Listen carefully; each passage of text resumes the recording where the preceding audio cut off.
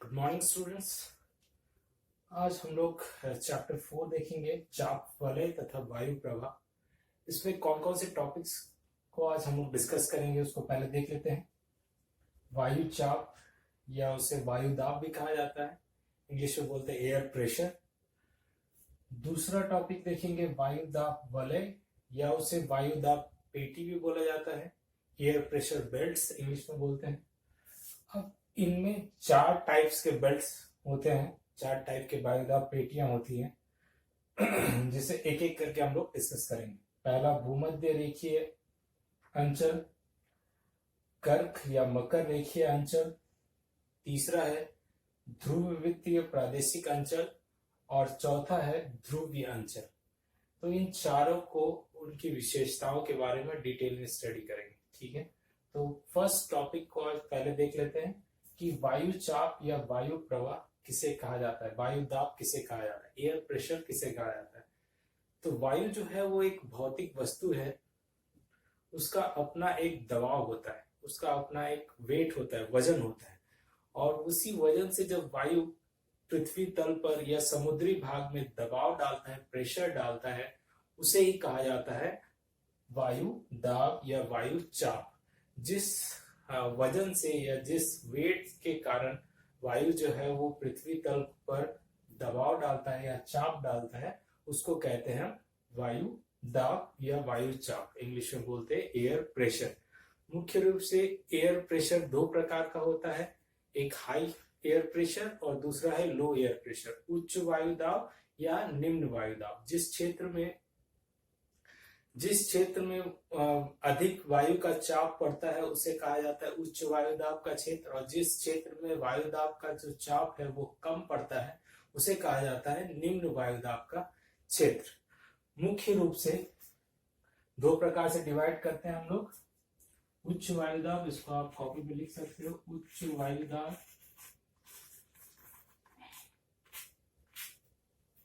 First, और दूसरा निम्न वायु दाब, निम्न वायु दाब। और मुख्य रूप से कहीं भी अगर हवा एक जगह से दूसरी जगह बहती है तो ये मुख्य रूप से दाब के कारण या वायु दाब के कारण ही ऐसा होता है। उच्च वायु दाब को इंग्लिश में बोलते हैं हाई प्रेशर, एचपी लिख देते हैं, शॉर्ट फॉर्म हाई प्रेशर, और निम्न वायु दाब को एलपी लिख देते हैं, लो प्रेशर, ठीक है। मुख्य रूप से वायु जो है वो उच्च दाब से निम्न दाब की ओर ही प्रवाहित होती है। कोई भी वायु हो वो हाई प्रेशर से लो प्रेशर की ओर ही प्रवाहित होती है, जहां पर निम्न वायु दाब का केंद्र होगा वहीं से प्रवाहित होगी। तो आई होप आपको ये वायु दाब किसे कहते हैं वो समझ में आ गया। वायु के द्वारा पृथ्वी तल पर पड़ने वाले दबाव को कहा जाता है वायु दाब। उसी के आधार पर अब पूरे पृथ्वी पर अलग अलग वायु दाब पाए जाते हैं या अलग अलग वायु दाब की पेटियां पाई जाती है। कहीं पर उच्च प्रेशर का जोन होता है या उच्च वायु दाब पेटी देखने को मिलती है, और पृथ्वी के किसी भाग पर निम्न वायु दाब का क्षेत्र होता है, वहां निम्न वायु दाब की पेटी देखने को मिलती है। इन वायु दाब की पेटियों के कारण ही पृथ्वी तल पर हवा का संचलन होता है या वायु के प्रवाह का संचलन होता है। जब वायु एक क्षेत्र से दूसरे क्षेत्र में बहकर जाती है, मुख्य रूप से किसके कारण, इन वायु दाब पेटियों के कारण ही ऐसा देखने को मिलता है। तो एक छोटा सा डायग्राम बना हुआ है पृथ्वी का, और इसमें कुछ अक्षांश रेखाओं को मैंने ड्रॉ किया है और उसको शेड किया है। कुछ इंपॉर्टेंट अक्षांश रेखा है। सबसे इंपॉर्टेंट अक्षांश रेखा तो आपको पता ही है 0 डिग्री, जिसको क्या कहते हैं, इक्वेटर, भूमध्य रेखा, और वो पृथ्वी को 2 बराबर हिस्सों में डिवाइड करती है, उत्तरी गोलार्ध और दक्षिणी गोलार्ध।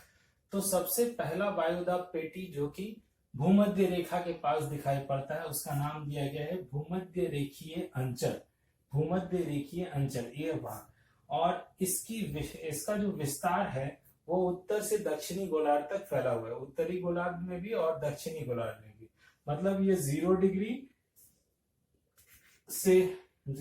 से 5 डिग्री नॉर्थ में भी है और 0 डिग्री से 5 डिग्री साउथ में भी है, ठीक है।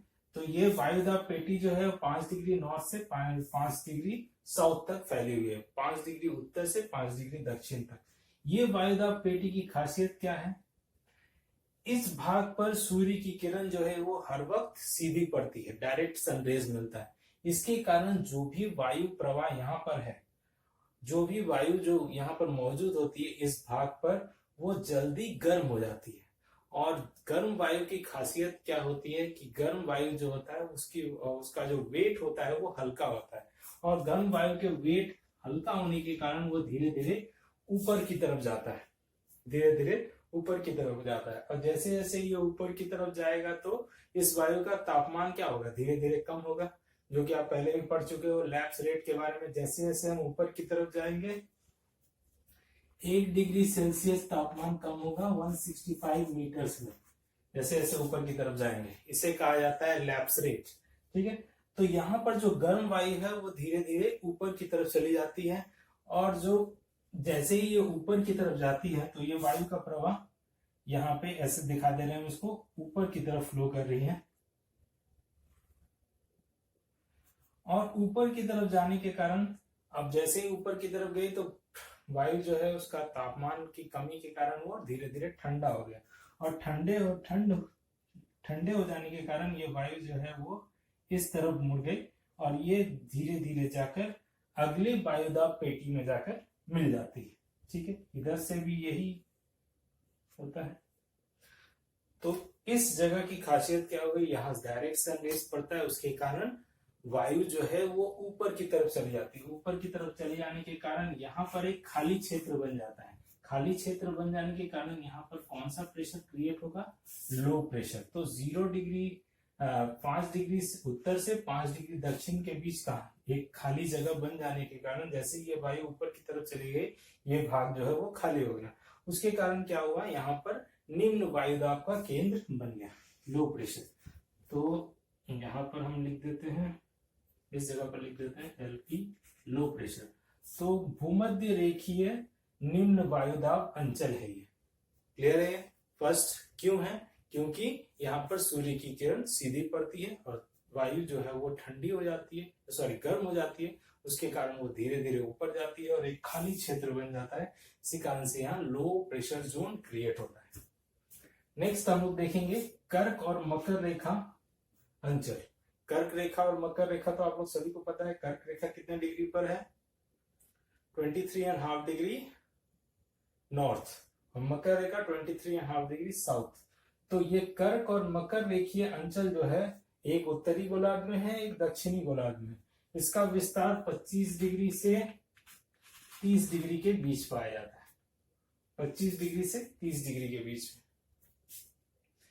अब पहला कारण तो देखिए यहाँ पर तापमान अधिक था, इस कारण से क्या हुआ? लो प्रेशर जोन क्रिएट हुआ। इस भाग में भी मुख्य रूप से तापमान में अधिकता ही देखने को मिलती है, लेकिन क्या होता है? घूर्णन गति के कारण यहाँ जो वायु मौजूद होती है और जो ध्रुव के तरफ भूमध्य रेखा की तरफ से जो वायु जा रही है और इस भाग से जो वायु आ रही है, धीरे धीरे यहाँ पर जमने लगती है, धीरे धीरे इन दो भागों पर आके उतरने लगती है ये ठंडी वायु। अब जैसे इस भाग में भी ठंडी वायु जमा होने लगती है तो यहाँ पर कौन सा जोन क्रिएट होता है? High pressure zone. ठीक, इस भाग में भी हाई प्रेशर जोन बनेगा।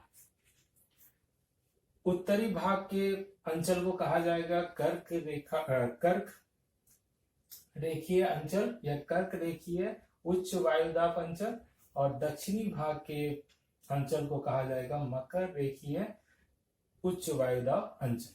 ठीक है, ये समझ में आ गया। ये हाई प्रेशर, ये लो प्रेशर बीच वाला। उसके बाद थर्ड आएंगे हम लोग ध्रुव वृत्तीय प्रदेश। ध्रुव वृत्तीय प्रदेश, अब ये कहां पर पाया जाता है? मुख्य रूप से इसका विस्तार भी जो है यहाँ पर हम डिग्री ऑलरेडी मेंशन किए हैं, 60 डिग्री से स्टार्ट करके 70 डिग्री के बीच में। अब ये कुमेरू रेखा पर है, इस कारण से इसे कहा जाता है कुमेरू अंचल या कुमेरू उच्च निम्न वायुदाब पेटी, और ये सुमेरु में है, इस कारण से इसका नाम दिया गया है सुमेरु निम्न वायुदाब पेटी। ये भी दो भागों में बटा हुआ है। उत्तरी गोलार्ध में 60 डिग्री उत्तर से लेकर 70 डिग्री उत्तर, और दक्षिणी गोलार्ध में 60 डिग्री दक्षिण से लेके 70 डिग्री दक्षिण। यहाँ पर भी वायु जो है, ये निम्न वायु यहाँ पर नीचे की तरफ आ रही है, लेकिन घूर्णन के कारण, पृथ्वी के घूमने के कारण क्या हो रहा है, ये वायु जो है यहाँ से छिटक रही है। जब कोई भी चीज रोटेट करेगा तो ये वायु इस तरफ छिटकेगी। ये दोनों हिस्से में छिटक रही है, दोनों हिस्से में। सपोज करो ये बॉल, हम आपको फिर से दिखाते हैं। सपोज करो ये जो पृथ्वी जो है इस तरह से घूम रही है, उसके कारण क्या हुआ, यहाँ पर जो भी एयर मास है, जो भी वायु मौजूद है, वो दो तरफ रिफ्लेक्ट करेगी। तो ध्रुवीय प्रदेश या ध्रुववृत्तीय प्रदेशों में ऐसा होता है कि यहाँ पर जो वायु मौजूद होती है, वो छिटकने का कारण यहाँ पर लो प्रेशर जोन क्रिएट होता है। इस भाग में भी लो प्रेशर जोन बनता है, और ये वायु जो है वो जाकर कहां पर उतरती है, ध्रुवों के पास। तो आखिरी अंचल जो है वो ध्रुवीय अंचल है। ध्रुवीय अंचल का विस्तार 80 डिग्री से 90 डिग्री के बीच में, 80 डिग्री से 90 डिग्री उत्तर और 80 डिग्री से 90 डिग्री दक्षिण के बीच। एक उत्तरी ध्रुवीय अंचल होगा, एक दक्षिणी ध्रुवीय अंचल। इन दोनों भागों में हमेशा हाई प्रेशर जोन देखने को मिलता है। क्यों? क्योंकि यहाँ का तापमान कम है, इस भाग में वाष्पीकरण कम होता है, एवापोरेशन जो है वो कम होता है। इस कारण से जो हवा है वो नीचे की तरफ ही बैठा हुआ रहता है, और इसके कारण यहाँ पर उच्च वायुदाब पेटी देखने को मिलती है। इस भाग में भी उच्च वायुदाब पेटी देखने को मिलती है, और इन्हीं वायुदाब पेटियों के कारण ही हवा का संचलन होता है। तो आई होप ये सारे पॉइंट्स आपको क्लियर हैं।